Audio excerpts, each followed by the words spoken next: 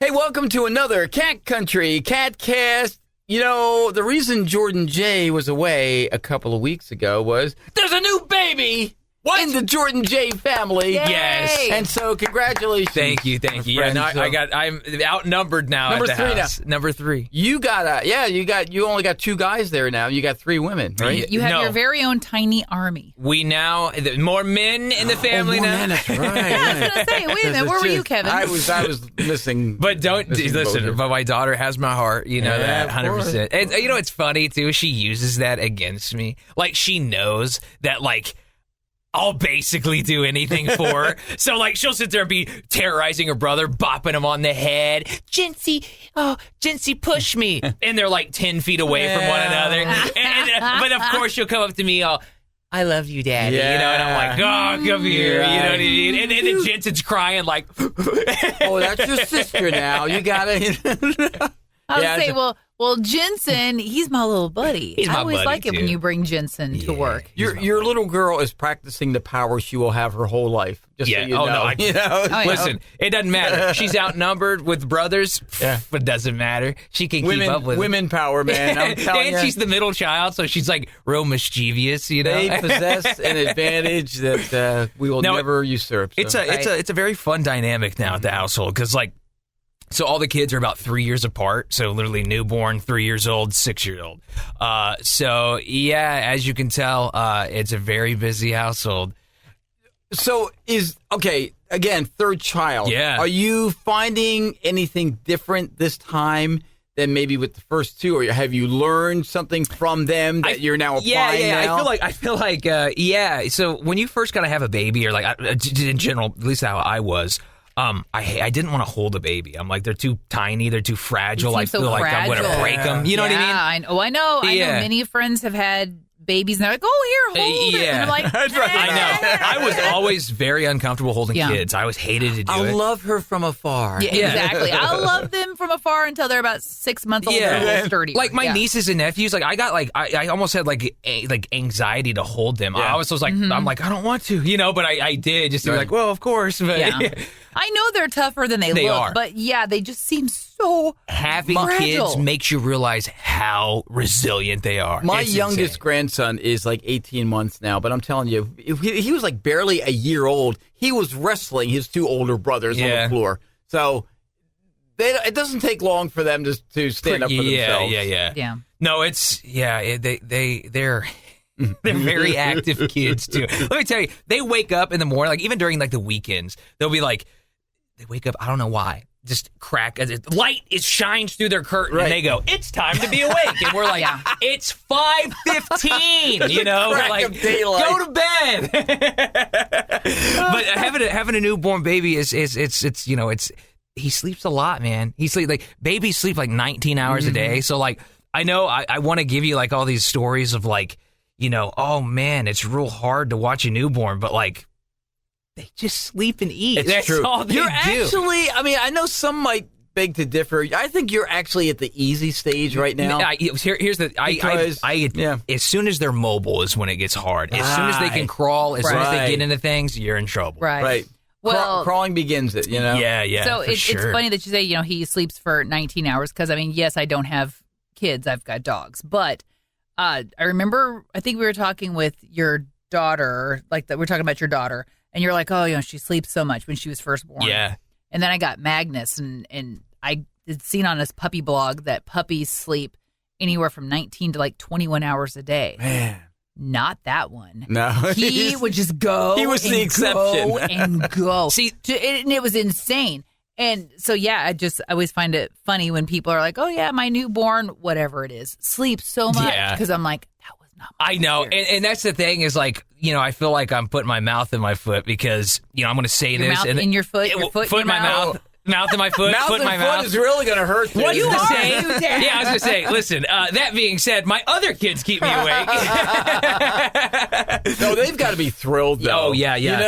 Just to have a little brother like that. Yeah. Well, and your oldest one, he is going to be his protector. Yeah. He's already his sister's protector. Oh, yeah. Even though they fight like cats and dogs. They wanted to hold him so bad immediately. They're like, can we hold him, please? All the time wanting to. It's siblings are like, yeah, he's a little turd, but he's my little turd. Exactly. Yeah. They stand up for one another. That's yeah, right. It's true. No, it's super cute, and it's we each like birthing experience too. We have like a story for each kid, but I'll give you since our youngest is the newest. I'll give you that experience that I just had recently. So we get there. None of our kids happen naturally. We had to be induced like every single time.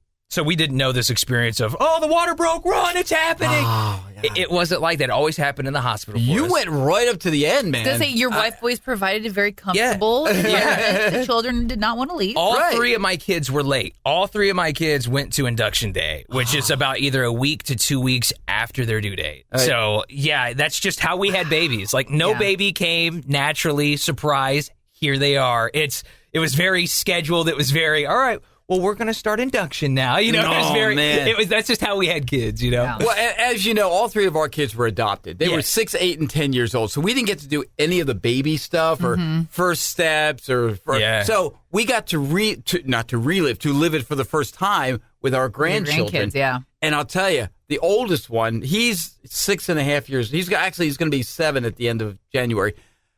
He was 10 pounds, 2 ounces. And my daughter was C-sectioned, okay? They went in to get him. He actually crawled back up the tube like, I'm not coming out. They had to go get him. You're being evacuated, young man. You're being evicted, rather. It's time to leave the building. He wasn't ready to come out yet. So. What's that scene on Planes, Trains, and Automobiles? It's like, my wife gave birth, came out sideways. She didn't scream or nothing. That's the thing, too. Like, so epidurals are like a gift from God. Yeah. Because but it wasn't working. No. So here's the story with that. So my wife, she didn't have the medication long enough. We went into labor very quickly. So it's like we got the epidural. She had it for like 30 minutes, and it takes like 45 minutes to set in. So like she basically had a natural birth because it just didn't. It happened too quick. It happened Hats so off to fast. her. Have you seen that commercial? I forget what it is for something, but.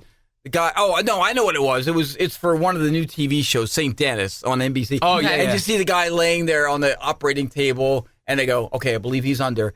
And the guy, he's about to cut it, and the guy goes, no, I'm still awake. I'm still awake. Don't do it. Oh my gosh, that's like my worst nightmare. Yeah, well, sure. I've only had like 2 procedures, and both times they're like, "Do you have any questions?" And I'm like, how will you make sure that I am for sure asleep? Like that was my only question. No kidding. Like, I do not want to wake up during anything. I do not want, to have like these weird residual memories that you hear some people have, or, was it, there's a certain number of the population it's harder to put under anesthesia. And I'm like, I didn't want to be one of those weird ones. Yeah. That thankfully I'm not. Thankfully everything has been like easy peasy, but I'm just like, my brother-in-law in Pennsylvania is a physician, and among his specialties is anesthesiology. Yeah. Okay. And we were talking about this once, and he said, no, they really do have techniques now, methods to make sure that you are out. Yeah. And they have a way to detect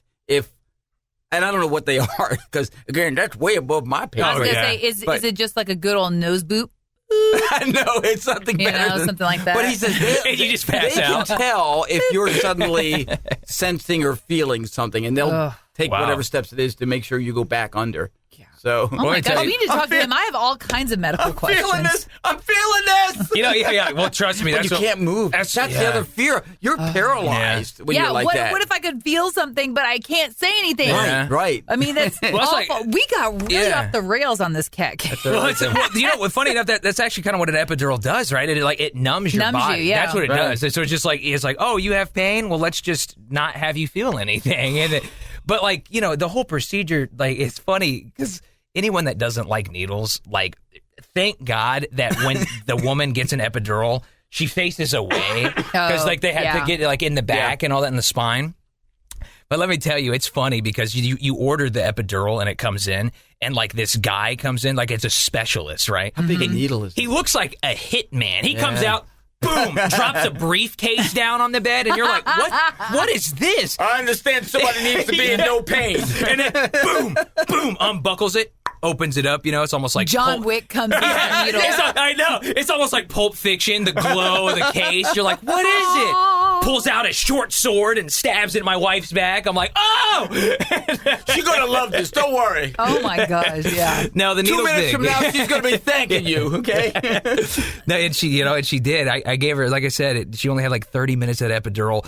You can give like an extra dose of it, but it's like on a timer. So it's like a 15, 20-minute timer. Yeah. And you only can have so much. They won't let you like give yourself too much medication, so you can't overdose or anything. You can't be over-medicated. Yeah, it's like connected to this device, and you hit a button, it gives you an extra dose of it, and then it goes on a countdown for 20 minutes.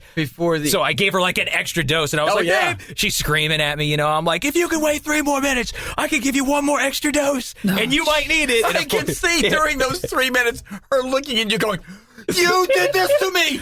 I blame you. I knew she felt everything the moment she grabbed my hand because, again, third child, right?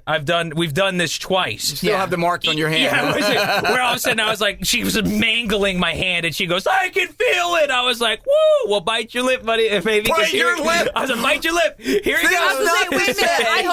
I hope you called her baby and not butt. I said, babe. I said, babe. Hashtag things not to say in the delivery room. Bite your lip, buddy. No. I said, bite your lip, babe. Here we go. Got him out in like 4 pushes. Amazing woman.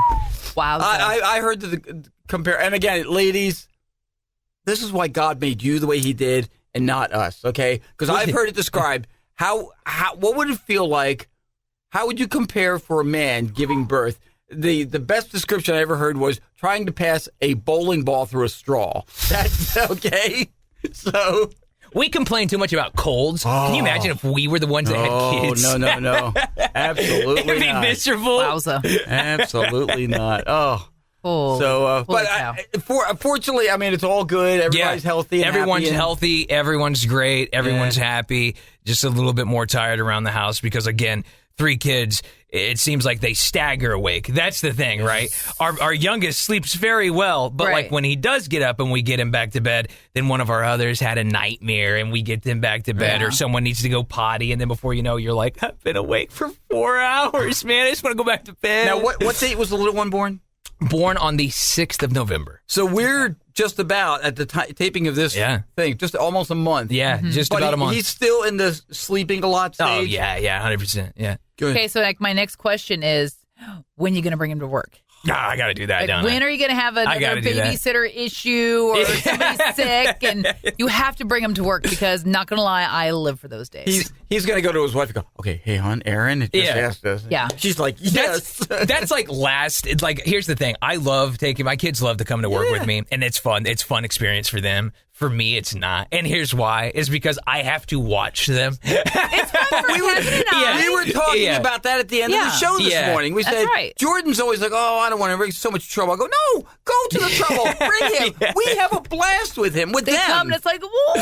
I'll be sitting there doing something, and of course, the middle child. We're throwing the ball around. And middle child's with the computer sitting there trying to yank cords out, and I'm like, baby, don't be doing that. Hey, Dad, I've hacked North Korea. Look.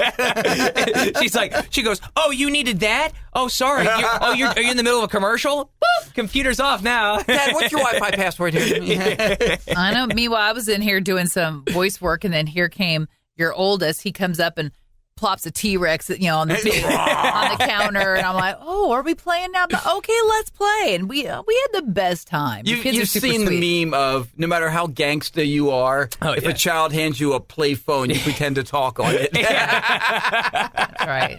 Yes. There's a rule. That's right, exactly. But it's just lots of kids in my life. So well, everybody has kid stories. I mean, if you have kids, if you babysit kids, if you have friends who have kids. Whatever. Mm-hmm. Share a kid story with us, all right? Yeah. We'd love to. You don't have to use names or anything. It's okay. But share a kid story with us, catcountry@mailzimmer.com. We'd love to hear your cat stories. Absolutely. Your kid stories. Or your cat kid stories. Or your cat stories. Or your dog stories. Or your furry kid stories. Because, all of my stories with, what my dogs did. That's right, yeah. So, exactly. catcountry@mailzimmer.com. Let us know, or if there's ever anything that you want us to talk about on the KATcast Day. Yeah. We're always looking for ideas. And Jordan, congratulations. Thanks. Man. Appreciate it. Pretty cool. That is another Cat Country KATcast.